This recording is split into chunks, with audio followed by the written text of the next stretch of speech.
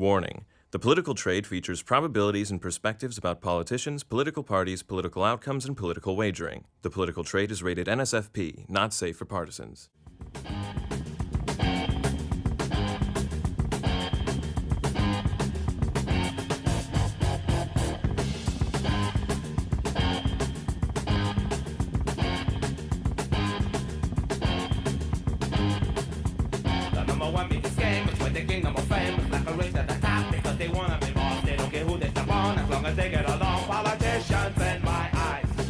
Welcome to 31 for 31, a special recap of the vice presidential debate between Kamala Harris and VP Mike Pence, and a look at some of the memorable moments from the past 30 episodes of the political trade. I'm Jeff Joseph, editorial director of Luckbox magazine, hosting the podcast where conservatives and liberals, Republicans and Democrats, partisans and wingnuts come together to make money betting on politics by trading in the stock market for politics at predicted.org. And I'm joined by Mike Reddy. Mike is an editor at Luckbox magazine, a new prediction market trader, and the producer of the political trade. Mike, can we do this in 31 minutes today? Well, we're certainly going to give it our best shot, Jeff. All right, well, let's go. We have invited star Spangled Gamblers contributor Pratik Chougule for his assessment of the VP debate and what opportunities it may present to political traders. But before we bring him on, we want to take a quick, brief back look at the past 30 episodes. Mike, what category are we starting with? Well, Jeff, let's talk about who we've had on the show the most with our most guest appearances. I'm sure longtime listeners would be able to probably predict this, but Scott Supak, our first ever guest, has appeared on a total of 4 episodes of The Political Trade. In that time, he's taught us about negative risk, the 538 approval markets, positive expected value, and trading noise along the way. Scott's been a good guest and a great friend to the show. He's the equivalent of Alec Baldwin on Saturday Night Live, who has the most hosting appearances at 17 episodes. So Scott is our Alec Baldwin of TPT. Probably has the same temperament too, which is a whole other story. But we love Scott, and thanks for being our most frequent guest. A special thanks to Scott Supak. Not far behind Scott is another favorite guest of ours. Of course, Derek Phillips has appeared on 3 episodes of The Political Trade. He was introduced on episode 5 as the man who turned a $400 investment into $400,000. It didn't take long for that episode to become one of our most downloaded episodes. It was a great intro for new traders in prediction markets to get the basics on how a small investment could turn into something really large if you were actively using specific strategies and trading smart in the prediction markets. So it was a great primer, very effective episode, and it's one of the reasons we brought him back so many times. And in fact, Derek is a regular contributor to Luckbox magazine, which of course is the sponsor of the Political Trade podcast. And he writes columns on a regular basis in that publication. So Derek's a good friend, and a special thanks to Derek as well. Let's shift gears, Jeff, and talk about our most listened to episodes. Coming in third place will be election forecaster Rachel Bidikofer, who appeared on episode 16 of The Political Trade. She's now a senior advisor at the Lincoln Project. I enjoyed Rachel on our show. She was a lot of fun because, Mike, as you recall, we were able to take her on that stroll into the prediction markets, into the trading pits for the very first time. She is no stranger to elections. That's why they call her the election maven. But she was a stranger to political prediction market wagering. And once she got a wind of it, I think we hooked her. She was a lot of fun to introduce to those markets for the first time. And I believe in that episode, she had well over a dozen different trading recommendations. So that's correct. And coming in second place, this one might be a bit of a surprise, but our most recent episode, episode number 30, featuring pollster Robert K. Haley of the Trafalgar Group. His outlier polls corrected for the, of course, shy Trump voter effect, and he displayed amazing accuracy in the 2016 and 2018 midterms. He's coming in as our second most listened to episode so far. Yeah, and he's rising fast with a bullet. I think he'll be taking that number 1 slot very, very soon. That his episode was obviously a different voice in polling because he is putting up numbers, including his most recent poll that he posted on his Twitter handle just a couple days ago in Ohio, showed numbers that are about 4 or 5 points away from national averages right now. And he was calling a Trump win in the Electoral College and for the presidency, not to mention in swing states like Pennsylvania, Ohio, and Florida. So it was a very refreshing to hear his take on some of the failings of polling that do not correct for certain biases. And he went in deep into that message. And it was definitely an episode for serious prediction market traders to listen to. So what's number one? Well, giving Kay Haley a run for his money is, of course, Travis Lloyd from episode number 22. Now, most predicted traders will probably know him better as Base Level. And Travis was the trader who turned a $50 investment into $120,000. And he also turned us into alcoholics on the show. Part of his contingency, as I recall, was he wanted to make sure we were all drinking something brown. So that Scotch and was Base. Scotch and Base. It was a fun episode as we all brought some liquid to the table as well. So that's episode number 2. Number 22, the trader that turned $50 into 120,000. Well, that's a great recap on most downloaded episodes. What else are we looking at, Mike? Well, Jeff, I know you wanted to talk about some of our favorite trades that have come across our desk since we started doing this podcast. So, what do you have? Well, every episode of the political trade is broken into a couple segments. At the front end, we talk about trends, and then with our trader guests, we get into tactics. And tactics are the specific strategies they use as professional or part time political prediction market traders that generate their returns. And that's pretty educational. But then we get into something actionable at the end of every episode, which is our trades segment. And in trades, we ask our guests to give us anywhere from 5 to 15 of the current markets that they're trading in, what positions they like, and make their explanation and rationale as to why. And so we've had a lot of trades on the show, obviously, with our 30 episodes. We've had probably 400 or 500 different trade recommendations. A couple that are memorable to me was Tammy 2 Cents. That goes back to our first guest, Scott Supak. I don't recall what episode, but it was early. It was an early episode where we were looking at the VP market, the Dem VP market, and that's when there were as many as 20 different candidates names being floated around long before Kamala Harris was chosen, even before she became the front runner. And we were always asking our guests about that market. And Scott Supak was the first to bring up Tammy Duckworth, senator out of Illinois, made a good case why she would have been a strong pick, and she would have been a strong pick. At that time, she was trading at 2 cents, and we aptly named her Tammy 2 Cents.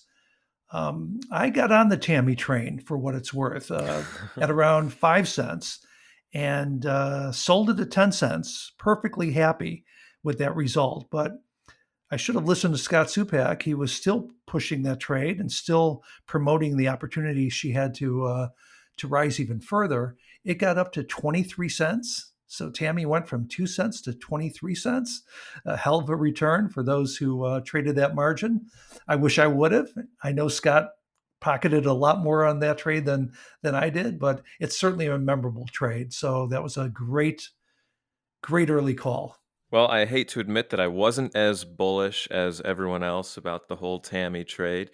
Now, of course, this was a call that Scott Supak made in episode 2, so it was extremely early on in both the podcast and the rapid movement in that market. But man, I just should have had more faith in the trade because it took some time, but it paid off, and it paid off big. 1,000% return from 2 to 23 cents.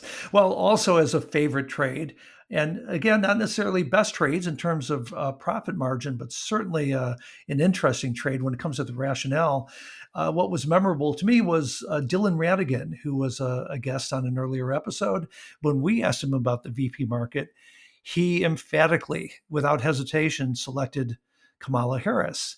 And it was his reason behind that selection that we found most interesting. When it comes to selecting the final nominees for presidential candidates and especially vice presidents, Whoever the person that is the most shallow, duplicitous, nefarious, hypocritical, sanctimonious, with the strongest celebrity potential is always the person that gets the job.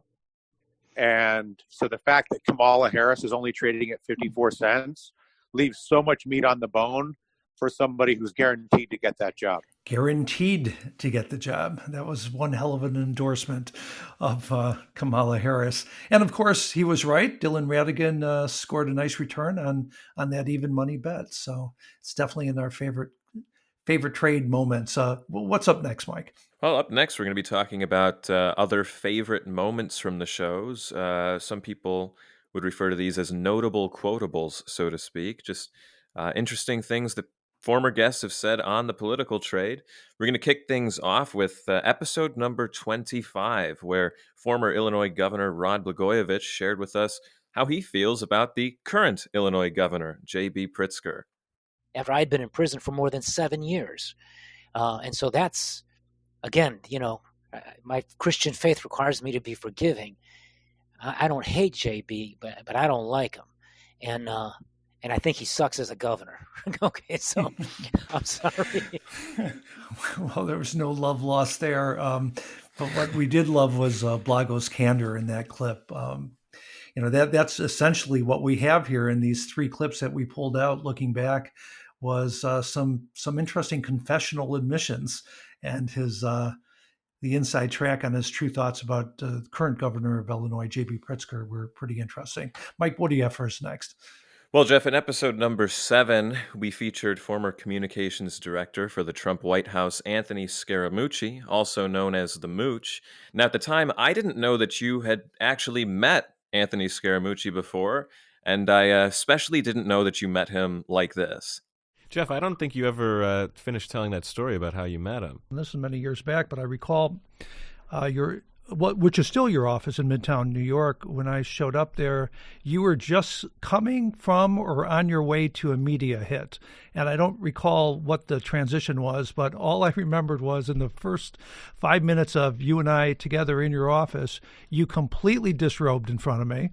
And changed into because you have a coat rack in your office because you're always doing media. I mean, let's face it. I have pretty amazing middle-aged man boobs, though, don't you think? Well, I was moderately impressed. I'm trying to get you or your producer to throw up in your mouth. Well, it was before the Me Too era, and now when I think back on this episode, fortunately, I'm not the litigious type, but that was our first 5 minutes, as I recall. I'm a pretty uninhibited guy, right? So someone who is completely transparent. That's how I think of you.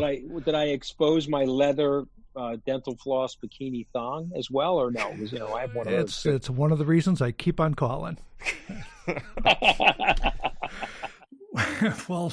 Anthony is a great guy, first and foremost, and that reminds me of what I enjoyed most about Blago and the Mooch, the two clips that you just played, and their appearances on our show. First of all, they're nice guys, and they're passionate guys, and they're also willing to evolve their political positions. Think of it this way: Anthony Scaramucci is a hardcore fiscal conservative. Yet he is participating enthusiastically in the Lincoln Project with the objective of voting out President Trump. And then Governor Blagojevich, a hardcore progressive liberal and a very impressive progressive liberal from a policy standpoint as the governor of Illinois, but now he's campaigning aggressively as a Trumpocrat in favor of the president's reelection. So two guys from completely diverse political positions that have evolved. And it's nice to see people evolve in politics. And I would add one more thing that I like about both of them is that they're both comfortable with their nicknames. So Blago and Mooch's episodes are certainly worth listening to. What else do we have? So what's our last up in terms of favorite moments? Well, we had the legend James Carville on episode number 11 of The Political Trade. And if there's anything that James taught us, it was that first and foremost, gambling isn't a vice. James, are you much of a gambling man? I am. There are very few vices that I do not have. And so if you picked a vice, you would be very, very If you bet on James and the Vice, you're going to win a lot more than you're going to lose. We'll just leave it at that without getting specific. But I'm a man of many vices, gambling being one. I don't consider gambling a vice, by the way. I consider it a joy. I hear you, and that you're going to be well received by our listeners. How about that, Mike? I recall and still relish those moments because I think Carville's comments really resonate with our audience of traders, statistics geeks, political junkies, risk takers, and gamblers. I mean, he really spoke well to them. That's our kind of guy. Absolutely, and it's not every day that you get a chance to pick the brain and see the insights of someone like James Carville. So it was a real pleasure having him on, and that's my biggest takeaway. Gambling isn't a vice; it's a joy. Well, that's our 30 episode look back, and after a quick break, Star Spangled Gamblers contributor Pratik Chougule will be joining us to talk about last night's VP debate and a couple of trade ideas. We'll be right back.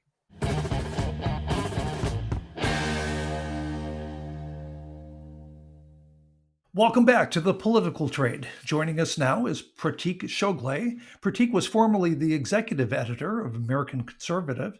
He served as a policy coordinator on the Trump and Huckabee campaigns, but today he's trading in the political prediction markets of Predictit.org with our friends over at Star Spangled Gamblers.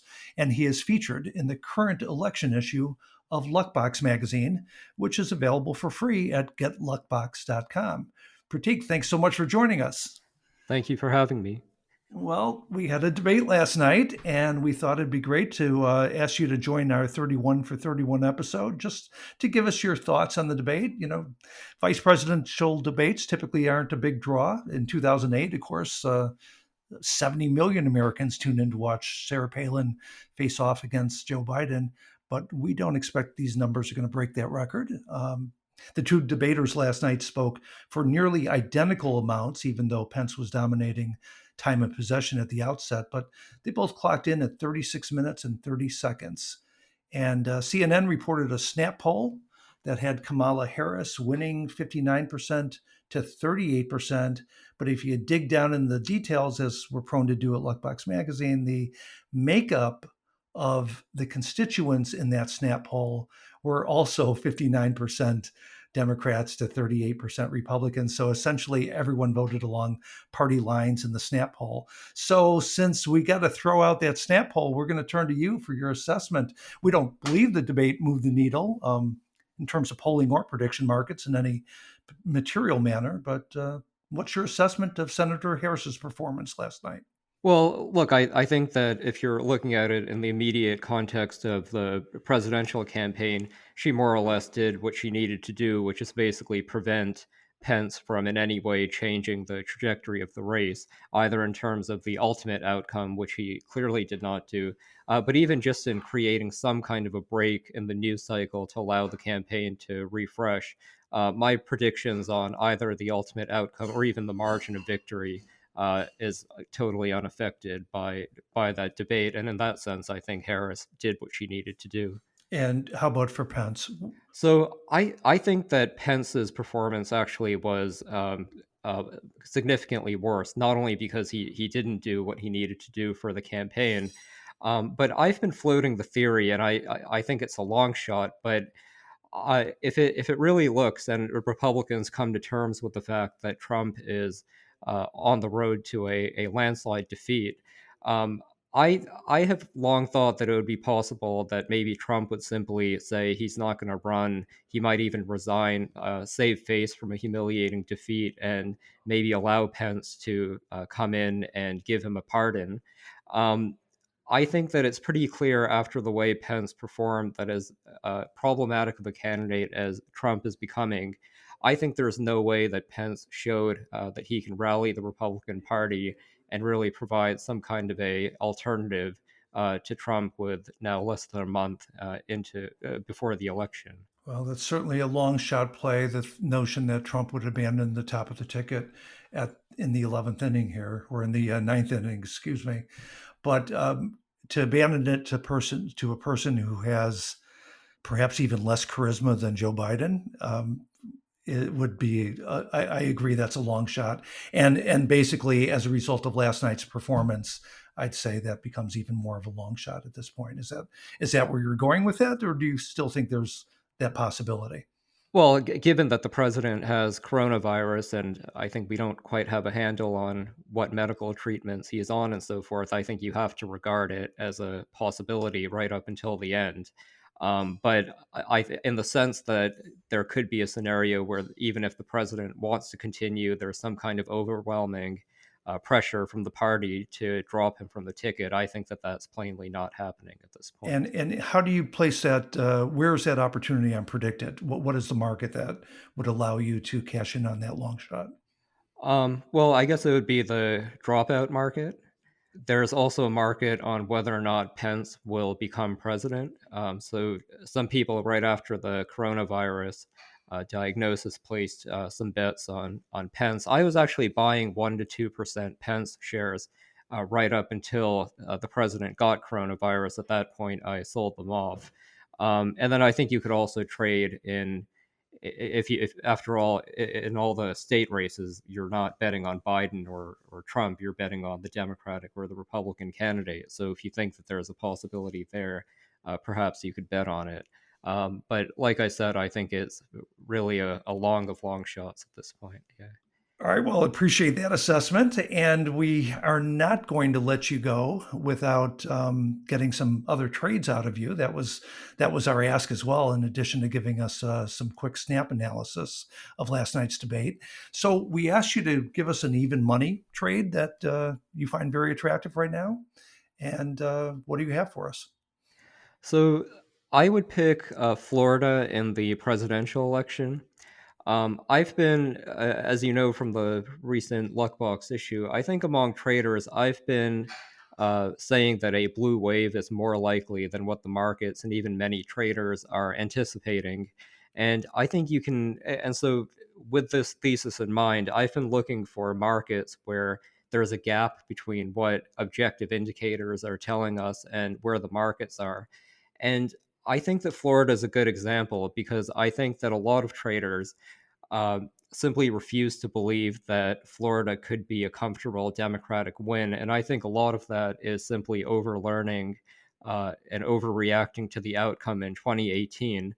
I think many traders took from 2018 and also obviously 2016 that Florida people think is a swing state, but in fact is a right-leaning or Republican-leaning place. I think that that's reading the wrong lesson into Florida. I think the 2018 election was a bit of an anomaly in the sense that the Republican candidates at the federal level and also, well, at the state level, both the governor and the senator were just high quality candidates up against mediocre Democratic opponents. I have every reason to believe that Florida is going to follow a national trend and that Biden will win comfortably. Florida, which is currently trading at 58 cents. It's one of the few toss up states that's left on the predicted boards. As of today, Democrats are 58 cents in Florida, the Republicans are 45. Some other news came out today, too. Reuters Ipsos poll released among likely voters showed that numbers have shifted since mid September away from what was a dead heat, where Biden was at 47% and Trump was at 47% in Florida. And as a result of the poll release this morning, 49% of likely voters are choosing Joe Biden, 4 points over President Donald Trump at 45%. In the sub-polling, it said that 50% said Biden would be better at handling the coronavirus pandemic. 49% said Trump would be better at managing the economy. And most importantly, 7% have already voted in the state. So that's your trade. It's an even money trade. And Florida and Ohio are probably, and North Carolina are probably the best toss-up states, getting the most play right now, almost 3 million shares traded in the predicted markets. So thanks for your trade on Florida. We also asked you for a long shot trade. And you came back to us with the market. What will the electoral college margin in the 2020 presidential election be? Now, this is an active market, 30 million shares traded. It has brackets, and the brackets range in terms of the electoral college margin. They go all the way up to B16. It's the bottom bracket where the Dems win by 280 electoral votes. The highest price bracket right now is B14, where the Dems win by 150 to 209. What say you? So I think Predicted made a mistake actually in the way they did the bracketing, where I think they didn't anticipate the extent to which this could be a landslide election. Right now, Dems to win 280 plus is trading at 16%. And I think that's a pretty clear buy here. There are a lot of different scenarios that could get Biden over 280. I think he may even be comfortably in a position to win well over 300. When you look at the polling, Ohio, Florida, North Carolina, Texas, there are a lot of combinations here that could get him over that. But the fact that Texas is even in play, and I think it very much is, makes 280 plus at 16% a good buy. That's B16 trading at 16 cents, and obviously a great payout for a long shot trade. And there's more trades that you can get from Pratik by following him on Twitter. His handle is PJ Chougule, which is CHOUGULE. That's at PJ CHOUGULE. And you can also check out his ebook, How to Make Money from Political Predictions, a guide to generating high, steady returns on Predicted. And that's at Amazon. Again, that's How to Make Money on Political Predictions at Amazon.com. And listen to him regularly over at Star Spangled Gamblers. Pratik, thank you for joining us on this short 31 for 31 episode. We appreciated having you on. Sure. Thanks for having me. Thank you. Okay, Mike, well, before we wrap on 31 for 31, we do have a couple of announcements. We mentioned in our last episode that Tom Sosnoff, legendary options trader, the father of risk-taking and the consummate educator in trading the capital and financial markets, is going to be a guest coming up. But we had to reschedule him with some scheduling conflicts, but he's going to be up shortly, and we'll be announcing that new date to our listeners soon on the website or in our newsletter. But we do have an announcement that we really are excited to share with you. A presidential candidate will be joining the political trade in an upcoming episode, and that is the Libertarian 2020 presidential candidate, Jo Jorgensen. Dr. Jo will be on the political trade following the second presidential debate. I know as of today's news, there's a little bit of question as to how that presidential debate is going to occur and actually whether or not it will occur. President Trump pushed back through Twitter today, suggesting that he won't participate in a virtual debate that the CPD just announced today. But regardless of that, there will be a second debate that the political trade will host with presidential candidate from the Libertarian Party, Jo Jorgensen. Very excited to have her on, and we look forward to giving you an update as to exactly when that episode will drop. All you'll have to do is go to our website, thepoliticaltrade.com, sign up for our newsletter, and we're going to give all our newsletter friends an advance notice of exactly when Jo Jorgensen will be appearing on the political trade. So that's going to wrap up today's episode. Thanks again for tuning into the political trade. Tell your friends about us and make sure you subscribe to the show wherever you listen to podcasts. And again, check out thepoliticaltrade.com to sign up for that newsletter, find us on social media, pull up our promo code, which offers you $20 to get added directly to your Predicted account, or send us a message. It's all at thepoliticaltrade.com. So thanks again for joining us today for our special recap episode. This is Jeff Joseph. And I'm Mike Reddy. And remember, believe in math, master your trade, and join us next time on The Political Trade.